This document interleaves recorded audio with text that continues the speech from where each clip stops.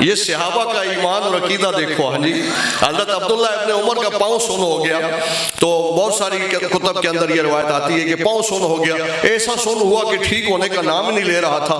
کبھی کوئی ٹوٹکا بتاتا, کبھی کوئی ٹوٹکا بتاتا, سارے جتن کیے لیکن پاؤں جو ہے وہ ٹھیک نہیں ہوا. ہاں جی, تو اسی اسنا میں ان کے گھر میں کوئی اور سے ابھی آ گیا, ان کو پتہ چلا ان کا پاؤں سن ہے, بڑی پریشانی ہے, پوچھنے آ گئے تیمارداری کے لیے. تیمارداری میں جایا کرو, میرے آقا کی سنت ہے, کوئی بیماری کبھی اس بیمار سے نکل کر تمہیں نہیں لگے گی جب تک میرے رب کا حکم نہیں ہوگا. لیکن تمہاری تیمارداری کرنے سے تمہارے گناہ معاف ہو جائیں گے. جتنے قدم تم اٹھاؤ گے نا, ہر قدم پر تمہارے گناہ جڑتے جائیں گے. اور پھر مریض کے منہ سے اگر تمہارے لیے دعا نکل گئی, یا اللہ مجھے دیکھنے آیا ہے, تو اس کو معاف کر دے, اس کو صحت دے دے, اس کو عزتیں دے دے, تو مریض کے منہ سے نکلی ہوئی دعا بھی کبھی رد نہیں ہوتی, وہ بھی قبول ہو جاتی ہے. ہاں جی, اسی لیے آج سنت میں حکمتیں ہوتی ہیں. آج ڈاکٹر نے ڈرا دیا ہے فلاں مریض کو نہ دیکھو, فلاں کو نہ دیکھو, وہ بیماری اچھل کے تمہیں لگ جائے گی, تو اس کو کس نے لگائی ہے؟ جو پہلے بیمار ہے اس کو کس نے لگائی ہے؟ نہ بھائی, اصل میں بیماری جو ہے یہ اللہ کی طرف سے آتی ہے, جس کا جو مقدر ہے اس کو وہ ملنا ہے. تو اب وہ صحابی حضرت سیدنا عبداللہ ابن عمر فاروق اعظم مراد رسول کے بیٹے ہیں, تو ان کا پاؤں نہیں ٹھیک ہو رہا تھا. بڑے پریشان ہوئے کہ اب کیا کروں. تو دوسرے صحابی آئے ان کو دیکھنے کے لیے, کہا کیا ہوا ہے؟ کہا پاؤں سن ہو گیا ہے, اب ٹھیک ہونے کا نام نہیں لے رہا. انہوں نے کہا اذکر احب الناس, کہ اسے یاد کرنا جو ساری کائنات سے زیادہ اچھا لگتا ہے.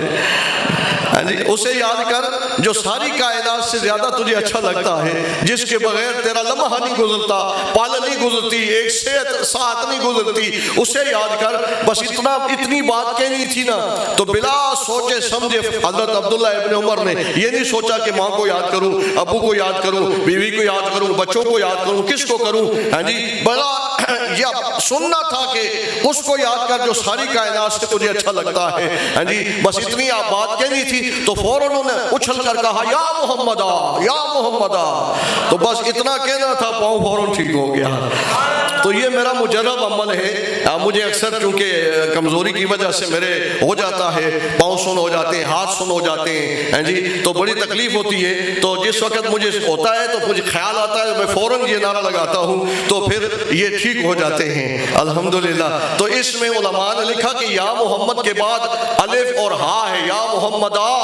تو یہ الف ہا جو ہے یہ مدد کے لیے ہے, کہ یا رسول اللہ میری مدد کرو, میں پریشان ہو گیا ہوں, ٹانگوں سے لنگڑا ہو گیا ہوں, اب میرے ہاتھ سے اپاج ہو گیا ہوں, سن ہو گئے ہیں. تو اگر بوسیری عراق میں بیٹھ کر میرے نبی کو استغاثہ کرتا ہے, تو حضور گنبد خضرا سے نکل کر بوسیری کے گھر تشریف لا کے ہاتھ پھیرتے ہیں, تو اس کو شفا مل جاتی ہے. فالج زدہ مریض جو موت کے بستر پہ موت کا انتظار کر رہا ہوتا ہے, وہ بالکل صحیح سلامت ہو جاتا ہے. تو بھی بوسیری والا عقیدہ رکھنا, عقیدہ وہ رکھ جو بوسیری کا تھا.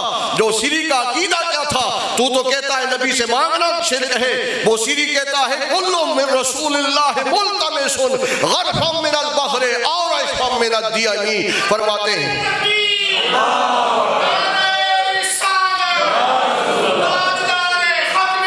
زندہ باد, زندہ باد, زندہ باد, زندہ باد, زندہ باد.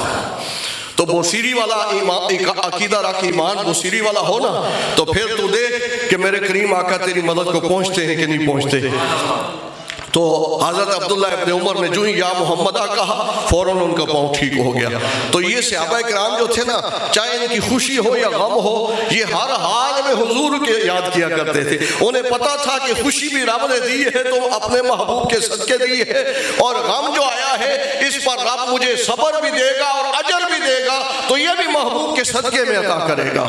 تو وہ کہتے تھے حضور کا نام نامی اس میں گرامی لینے سے مشکلیں ٹل جاتی ہیں. آج لوگ کہتے ہیں نام نامی اس میں گرامی لینے سے شرک ہو جاتا ہے, بدعت ہو جاتی ہے. ہاں جی, اور صحابہ کا ایمان تھا مشکلیں ٹل جاتی ہیں, مشکلیں ہاں جی ٹل جاتی ہیں. اور صحابی کا ایمان تھا, وہ ابھی کہتا ہے جی مشکل جو کشا تو ہے ہی نہیں سوائے اللہ کے. میں نے کہا وہ تو خالق و مالک ہے, رازق ہے, وہ معبود حقیقی ہے. اس جیسا اگر کسی کو سمجھے تو یہ شرک ہوتا ہے. اگر اس کا محبوب سمجھ کے مخلوق میں سے محبوب اپنے غلاموں پر شفقت فرمائے تو یہ شرک نہیں ہے, بلکہ یہ تو عین ایمان اور عین توحید ہے. اب